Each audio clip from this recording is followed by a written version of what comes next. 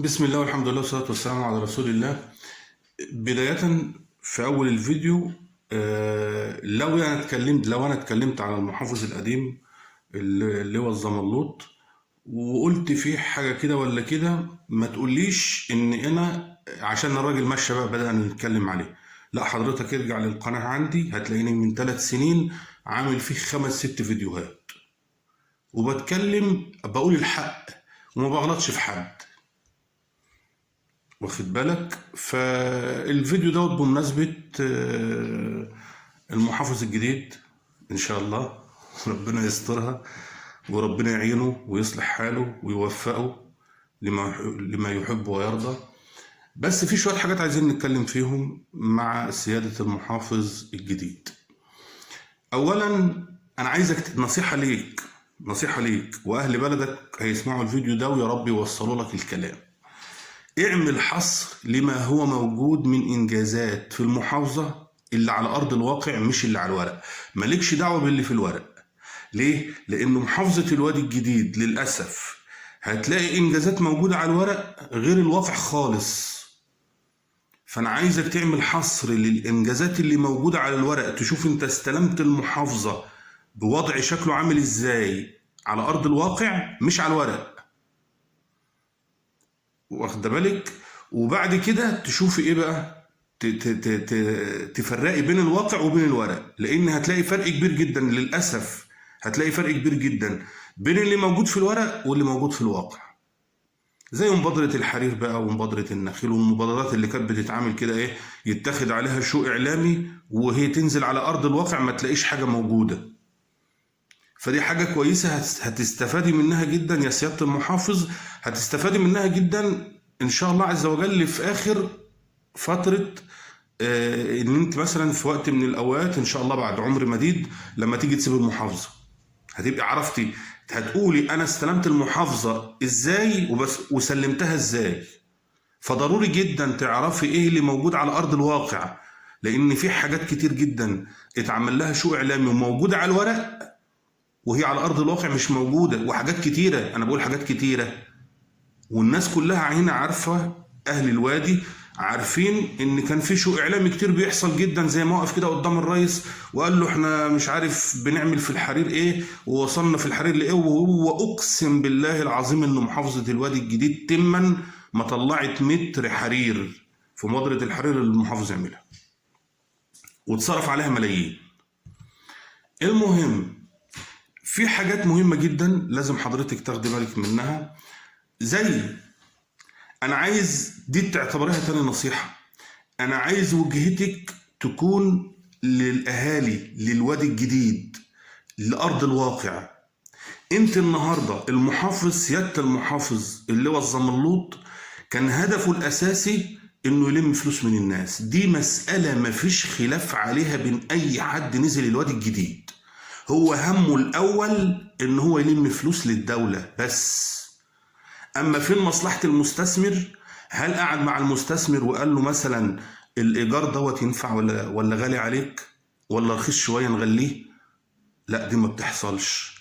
هل يا جماعه ان البير على 250 فدان ولا 300 فدان زي ما عملوا مؤخرا، هل البير مثلا هيكفي ولا مش هيكفي؟ ما هو ملوش دعوه بالمستثمر.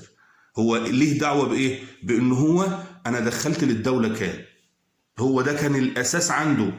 فهل حضرتك هتمشي على نفس المنهج؟ اظن لا. احنا بنظن فيك خير، وانت بنت الوادي واضرب مصلحة الوادي واضرب المعاناة اللي بيعاني منها اهل الوادي، فمش محتاج ان حد يوصيكي على حاجة. حاولي ترضي ربنا في الفترة اللي انت قاعدة فيها، لان هو ده اللي هيفضل لك. المنصب زي ما انت شايفة ما بيفضلش لحد، فانت اللي هيفضل لك الخير اللي انت هتعمليه مع الناس. وبرضه في نفس الوقت سيادة الرئيس السيسي برضه عايز مصلحة المستثمر، لأن حضرتك لما تنجح المستثمر الدولة هتنجح معاه والدنيا هتبقى حلوة معاه، ومش هيبقى فيه ضغط من الدولة من الناس على الدولة. الناس هتشيل نفسها وهتشيل غيرها. المستثمر لما بينجح بيشيل غيره، بيشيل نفسه وغيره، بيشغل ناس كتيرة. فأنت هل هتبقى وجهتك ان انا لميت كام النهارده، دخلت كام للدوله النهارده، دخلت كام الشهر ده للدوله، ولا هيبقى همك بقى انك تنزلي على ارض الواقع وتصلحي ما تم افساده في ال9 سنين اللي فاتوا؟ مش افساده بقى بمعنى افساده يعني احنا مش عايزين نطجن، يعني مش عايزين نهرس قوي، يعني مش عايزين نبوظ العمليه قوي.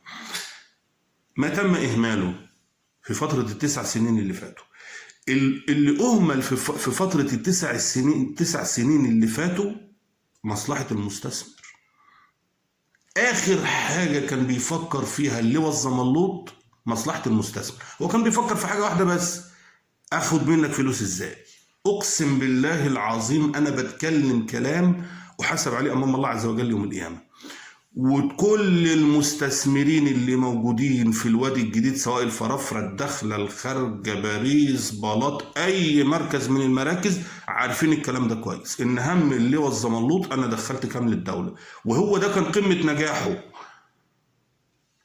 طب المستثمرين بيعانوا من ايه؟ ايه اللي ينجح المستثمر؟ ايه اللي يخلي المستثمر يفشل؟ هو ملوش دعوه بالكلام ده.